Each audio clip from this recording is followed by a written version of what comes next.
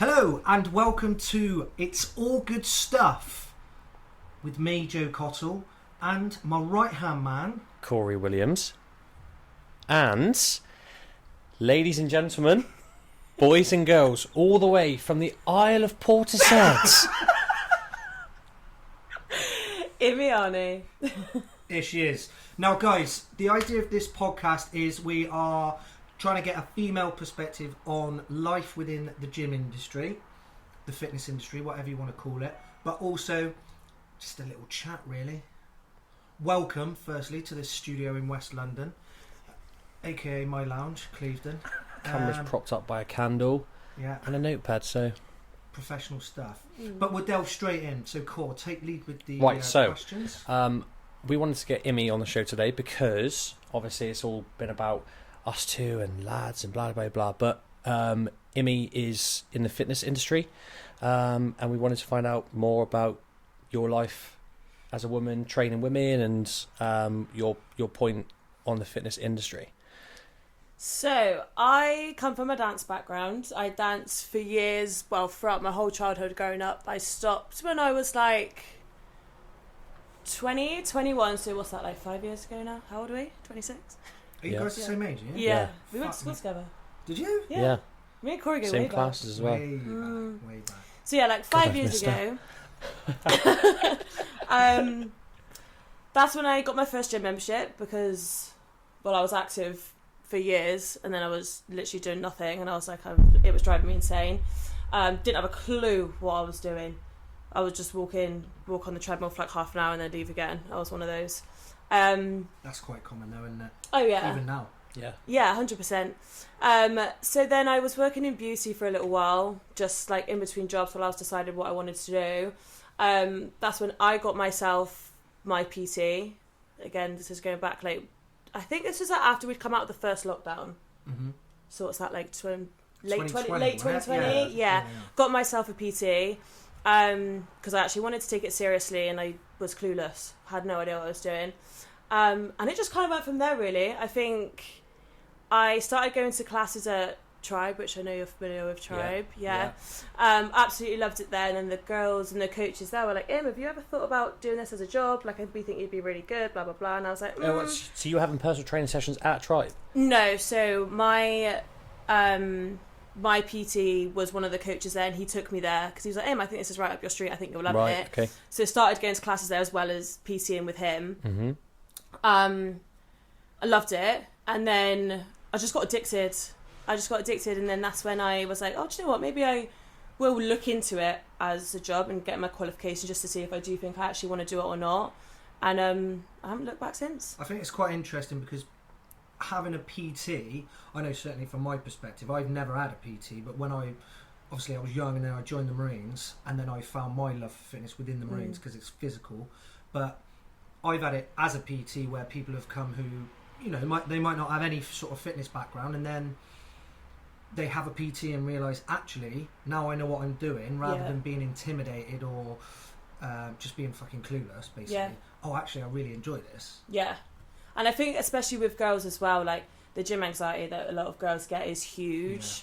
Yeah. And, I was just obsessed ever since. I mean, even as a bloke, we were saying about this the other day, I've been in fucking hundreds of gyms over the years, but I mean, even going into a new gym, I wouldn't say I get, intimidated, but it is like, okay, new gym, new space or whatever. But I suppose as a female, I can totally understand, especially because there's a lot of knobheads in the gym, isn't there? Yeah, I think you get them anywhere you go as well. Yeah. But I've done consultations with clients before, and they've gone, I've never even gone anywhere near what they call the scary corner, which is like the free weights area. The free weights area, they call it the scary corner. I'm like, honestly, it's really not. And then it's just getting them to build their trust in you. Yeah.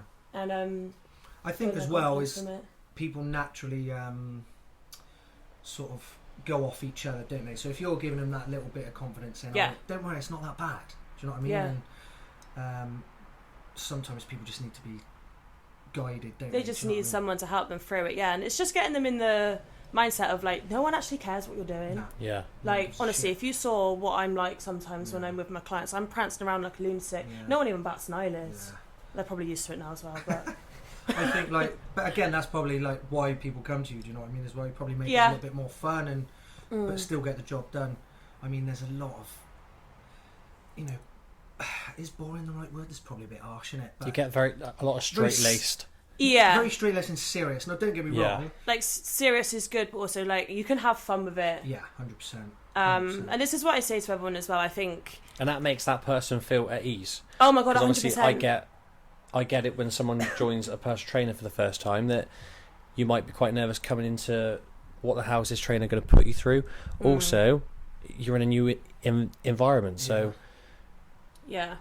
Again, I think like if you're not used to that arena, I mean, fuck me, if I had to go to somewhere that I'm not used to, like, yeah. well, for example, like you said, a dance studio, I'd be a fucking right bag of spanners. I'd be like, what are we doing here then? And then probably start breakdancing out of like nervousness. And I can't breakdance, so that'd be interesting, wouldn't it? And then just awkwardly go into the slut drop or something and say, Next thing you know, using the splits. Yeah. You know, I've always wanted to be able to do the splits, but I've got the mobility of Stephen Hawking. So someone doesn't do their stretching. No. mate. My hamstrings are about that big. Right, so this is funny. Okay, so I had some back pain, wasn't it? This was a couple of weeks ago, and I said, mate, my back is killing. So you said, mate, lie down, and I'll get you into the full Nelson. No, you said lie. That was a different time. Lie down, and you did this weird stretch for me, and how bad was my mobility we were on stretching that? out your glutes. We weren't. Let's play that was a different trip.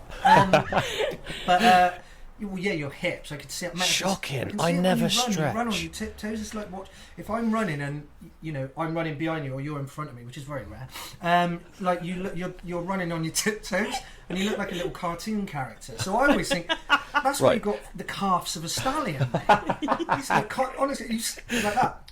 On your tiptoe, especially when we did that ultra marathon, 50 miles. I was thinking this kid's gonna be fucking hanging out. You just see your calves at the end of the 50 miles, like Pulsating. Fuck me. Episode 6, digging into Corey. Sound. I can't remember where we went then. I just went on completely. Yeah, I'm just not taking it seriously. Yeah. Having Right. fun with it. And then, so once you qualified, where were you first working? So I was actually working at Tribe at this. No, I just qualified and they gave me a job there. Yeah, and they just first opened as well? They not long opened, yeah. So I started there as assistant manager, and then our studio manager left, and then I took the step up, and then I stuck with that for about a year, mainly to keep a studio manager role on my CV more than anything. And that's when I joined Pure in Portishead. Pure Gym, Portishead. Yeah, Good times. madhouse. The It Madhouse. is madhouse. It's great. They're fucking good though. Those gyms. Like I was a member of that one for a while, and they are decent. Yeah. Those gyms are. They got Yeah. everything you want. Yeah, It's cheap. Is it 24-hour? 24-hour. Yeah. Yeah, memberships are really good prices. Classes all included.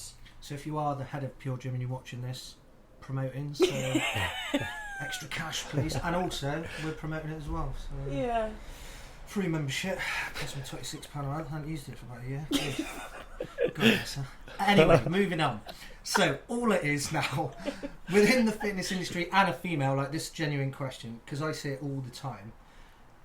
You, like you said earlier, like when you first started, you were like just you go in and you go and sit on the treadmill. Yeah. Or I don't know, you see the Stairmaster. Brilliant. Now that is good, but I think a lot of females, if they have never lifted weights before, because it is a relatively new thing, not new, but it's a lot more popular within females now, which is Definitely.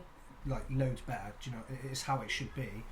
But I mean, when you start, why did you go into like weightlifting, or like when did you realise that right, this is when I want to start? I want to start lifting weights rather than just mincing around on a treadmill. Well, it's just like the feeling of being strong for me. Like nothing beats it. But also, I think I mean, was never diagnosed, but I had a really bad history with eating at one point. Like my relationship with food was awful. To what sense? As in, you didn't? As in, I was like under-eating massively. I was like way too underweight, but at the time you don't notice it or see it. And it was Jarell, my PT, who got me into lifting weights, and that's when I started to see the changes and the results from that. And I was like, oh, okay, maybe this is the way forwards. And walking on the treadmill isn't really doing a lot for me anymore. So what like switched your mindset from not eating enough to seeing gains maybe from lifting weights? Was it your PT who said to you, right, Yeah. you need to start fucking eating? I think it was just a case of putting my trust in him when he said, like, lifting weights and fueling your body is going to do more for the goals that you want to achieve than walking on a treadmill and eating under 1,000 calories a day. Fucking hell, really? Yeah, oh god, yeah, for a long time. Wow. And at first I was like, don't believe it, because you're so like, no. Well, I suppose if you've been feeling like that or had that thought a while. process for a long time. But again, I think, like I said about growing up in the dance world, like that had a big impact on it for me, because someone else who was saying that. it is mental. And I work quite closely with, I've got a few of my clients that are dancers, and it's crazy. Like, it's obviously very physically hard, the dance industry, but mentally, like, I know, I mean, I hope that these schools don't still do this now, but I know there's like ballet schools that they take your parents' height and weight so that when you're older they know like what sort of height and weight you're going to be, which is crazy, isn't it? Yeah, insane. And it's like, I've heard ballet teachers in the past say like, oh, suck your donut in, or like God. It is, it's really bad. I do think it's as bad now, so I've been out of the industry for like 5 years now, so I think it has got better, but that's still recent though. And I've got a good friend who comes to our gym. She was from the same background, and she's told me stories before as well of like stuff like that, and it's fucking shocking. It's it is abuse. It is, it's complete 100%. abuse, and you just think what for, like, but it is mad. And to think that that's stuff, well, whether it still happens or as recent as it has happened, is it's fucking scary, really, isn't it? Yeah, it's bad. Because I think with eating now, I've never had a problem or anything like that myself, but again, like yourself, or I spoke to people who have, and it's not just a physical thing. It's probably oh my god, it more takes so, over your brain. It's all you think about. Which is sad. I actually watched there's a documentary with Louis Theroux on anorexia, and he goes to it's like I can't think of what I'm trying to say, but it's like a hospital basically where these women have gone who suffer with like extreme cases, and one of the women there was like in her 60s, and she would only she would suck a sweet, one sweet a day, and an apple. And nothing else all day. She'd been like nothing else all day, and then she would walk because she'd feel guilty for having the sweet. And it was all about the mental side of it, and it's fucking awful. It's so sad. But again, you know, these things do still happen, don't they? But do you think it's getting better or worse with social media and things? Do you know what? I don't really know. It was getting better at one point, but I don't know. I feel like it's probably going back down the wrong route again. Like, I don't know if you've seen, like, a lot of people seem to be taking Ozempic at the moment, which is... What's that? Ozempic is like a weight loss drug that's prescribed for people with like diabetes, but like people are just taking it just for the sake of losing weight. Fuck me, that is. And it like it's. It drives me nuts. The thing is because people naturally, like I've always said this in all aspects, all you need to do is, if someone has got like a really shitty attitude towards something specific, say for example eating or exercise, all you need to do is give them a little glimmer of like a way out or something, and they'll choose that every time over just we'll just eat better and move more. Exactly. And then people will just take that easier route. So what's it called again? Ozempic. I've never heard of it. That's mad. Yeah. I suppose it's the same thing with guys and steroids, isn't it? I think a lot of celebrities have been taking it, which is why now everyone seems to be hearing about. Yeah, it's ridiculous, just because people quite literally are too lazy to eat better. Well, that is what it is. I mean, even if you can't move right or move more, all you need to do is watch your nutrition. Yeah, that's fact. Yeah. But again, people are lazy. People want it all, don't they? But that's pretty fucked up. I mean, that's quite a heavy topic, isn't it? Do you know what I mean? But maybe another one for another podcast. Cool. Yeah. Do you still, as a personal trainer now, compare yourself to other people on social media? Yeah, sometimes when I have to like snap myself out of it and I'm like, Immy, you're being stupid, come on, that's a completely different person. Yeah. I think that's natural. I think if you're going to like, you know, maybe not have that conscious thought process of comparing yourself necessarily, but like, you know, especially when you train every day or you're this and you're that and you're looking through social media. I mean, on my social media, I don't follow anyone. I don't follow anyone because it's just fucking bullshit. Yeah. So I don't like it. I literally go and, if you were to look at my stuff, it would probably be like I always watch these what do you call them, like scare pranks, shit like that. That sort of stuff. Honestly, I watch him all the time, and I send him to my mate all the time. That is literally all I watch. And now and again, I'll watch something like I don't know, some sort of fitness videos. But I got no interest. We tapped on it last time, didn't we? Yeah. There's so many fucking people out there. Like, this is my issue, but I can't. I have no respect for these people who just want to be famous on Instagram. It's just bizarre to me. Now, if you're coming across with a good message, it's fucking brilliant, and it's a wicked tool, social media, and it is good. And if you can, promote yourself to be whatever it may be, personal trainer, nutrition, whatever it is, then it's fucking brilliant for that. It's a wicked tool. But people take advantage of that, and that's the one thing that I don't like on it. Yeah, it's the ones that take performance enhancers and then will say, right guys, this is how I got shredded in 6 weeks.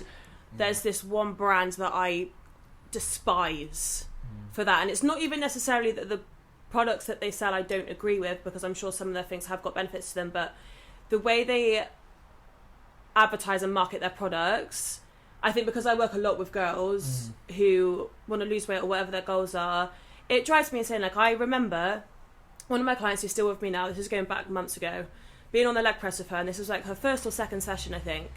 And she was like, I saw on TikTok that, I'm not going to name the brand or the product, but she was like, I saw on TikTok that this girl lost 10 kg from drinking this drink. And I was like, I just went off on like a 15-minute tangent about why I despise this brand so much. And I was like, you think that this girl's lost 10 kilograms from drinking a bit of powder and water in the mornings? Are you mental? Yeah. It drives me insane, because then you've got young, naive girls like her that believe it and then spend £45 on a pot of powder. Yeah, it's just fucking drink it every morning rubbish, and think that they're gonna. And it's like, no, you're advertising it for the wrong reasons, that's what winds me there up. should be some sort of like law about stuff like that, because it's dangerous. It's but again, like, there'll only be a certain amount of time before someone who say did take that product and realise, oh no, I'm not losing 10 kg. After having a shit every fucking 10 minutes, do you know what I mean? For a month, right? But it's like they'll get a point when they realise, oh, this doesn't work, but then it will still fuck with their head. The mental side of things is, again, like I said, people, and this isn't disrespect to anyone, but 9 times out of 10, people are wired up to try and take a bit of the easier route. Do you know what I mean? And if it's too good to be true, it is. Yeah, if it's too good to be true, it is. And do you not think that, like again, we were saying on the last podcast with these fuckers who are like absolutely geared out their eyeballs, right? And they're like, all you need to do, lads, is train 3 times a week, and you can eat what you want. Shut up, mate. What an utter load of shite. Like, who's that Welsh kiddie there? He's quite funny, isn't he? He's a bit daft, bless him, but he's like... what, in the fitness industry? Yeah, on Instagram, the one who does all these skier he's brilliant. Yeah. Right Boys. Yeah, I know who you're on about. He's good. See, I like him, because he's just straight. But he also doesn't lie, so he puts his assault bike in the corner and sits on his assault bike for 2 hours. Now, you've got to be pretty dim anyway, haven't you, to be able to do that, but fair play to him. Do you know what I mean? And all you've got to do is look at his rig. So the reason he's shredded is because he eats like a legend, and he is doing a lot of exercising, aerobic and fat burning, anaerobic stuff, lifting weights. That's why he looks like he looks like, not because he's fucking, sniffing salt that gives you diarrhea for a year. Do you know what I mean? It's mental.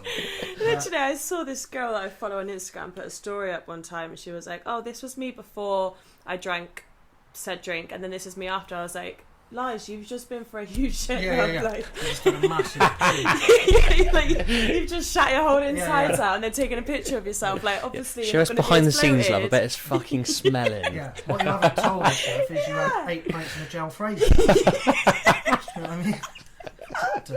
Anyway, but yeah, false advertising, I suppose that's also, like, can you remember a couple of years ago people would be taking a shot of apple cider vinegar and do nothing else, and then I'm losing weight. You've got to be consistent with it. Why are you putting yourself through that? It's mental. There's a lot of products out there, isn't there? I think I would advocate for maybe a few that I believe in, might not even be right themselves, it's just my opinion, but electrolytes, creatine, and if you struggle with your protein intake, take protein powder. Yeah, literally, I would have said the same I think thing. that's it. Do Yeah. you know what I mean? Anything else? Mm. I mean, if you want to try this stuff, then try it, but you'd be pretty daft in my opinion. I mean, anything that's not scientifically backed to me is just like Yeah, what definitely. you're doing. Do you know what I mean? Mm. But there we go. But yeah, we've gone off on a tangent now, haven't we? The idea of this was females in the gym industry.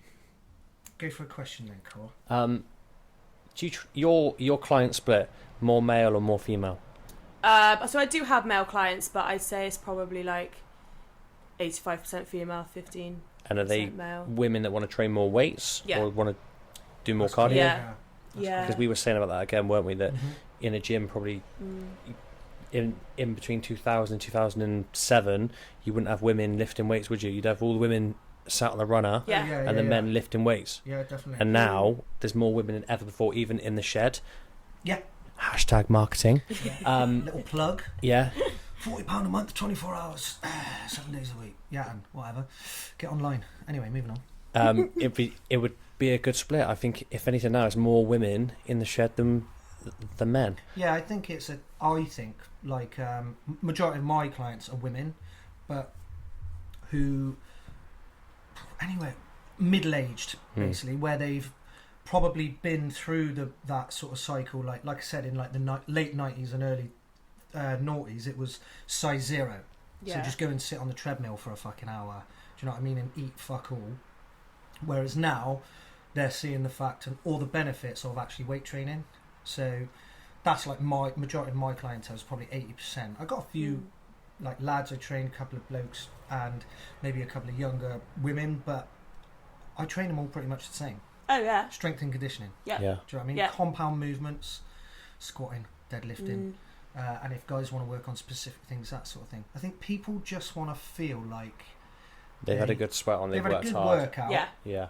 and they're getting their money's worth essentially. Do you know what I mean? Yeah, I feel like as well 100%. as a personal trainer, it's more about the accountabilities that person's booked in to see you at that time. If you didn't have that booking, they wouldn't be in the gym Oh my on their gosh, own. Yeah. 100%. Do you know what I mean? Yeah, and I've done consultations before, and I've said, okay, so why, like, what do you need me for? What am I actually, Yeah, what am I going to do for you? And she was like, well, to be honest, I just won't come Fair. unless I need Yeah. you here. And I'm like, Yeah. at least you're honest. Yeah. And now I see them in like 4 times a week outside of PT, and Yeah, I'm like, that's who would have good. guessed? Yeah, but Yeah. I think accountability. Yeah. I would say, from my personal opinion as a PT, even myself, like I've, like last year I was with Tobes, a nutritionist. So Mhm. I'm paying for a service. I check in with him every week. Well, this is it. Coaches have coaches. Yeah. Yeah. And it kept me accountable. Yeah. And that is a massive thing. And like you said, I got a similar client. She's like, I wouldn't come Yeah. if I didn't pay you and we had this time slot. I wouldn't go Yeah. to the gym. Yeah. And it's horses for courses, isn't it? Some people want specific goals. Some people want to, like, just be beasted for an hour. Some Mhm. people, like you said, accountability. It just depends on the individual. But Yeah. ultimately, as a PT, you're given the same service, aren't you? Yeah, for sure. I think, for me as a male, and a bit older, I just sort of, I don't know. People know what they're going to get, essentially. And people, I will make it clear, like, this is what we're going to do. Bam, bam, bam, bam, bam. Do you ever get people who may not, because you're young? How old are you? 26. How old are you? We are 26, 26, aren't we? yeah. Yeah. We are 26. I had to think for a minute there. Fuck me, I'm 12 years older than you two. Jesus Christ. Yeah. Well, you can tell. So. Yeah, I know. It's the eyes, isn't it? Crow's feet. But listen, I've just Crow's feet. just bought some lovely. Crow's feet. I've never heard that before. Have we not? The crow's feet. Well, yours are worse than mine. Yeah. They're really not. Botox on Saturday. But yeah, so. would you say that you have people who, I guess, blokes, like you said, I know the majority of your clients are female, but do you have like what sort of blokes have you ever trained, like, I don't know, like your gym bro sort of guy?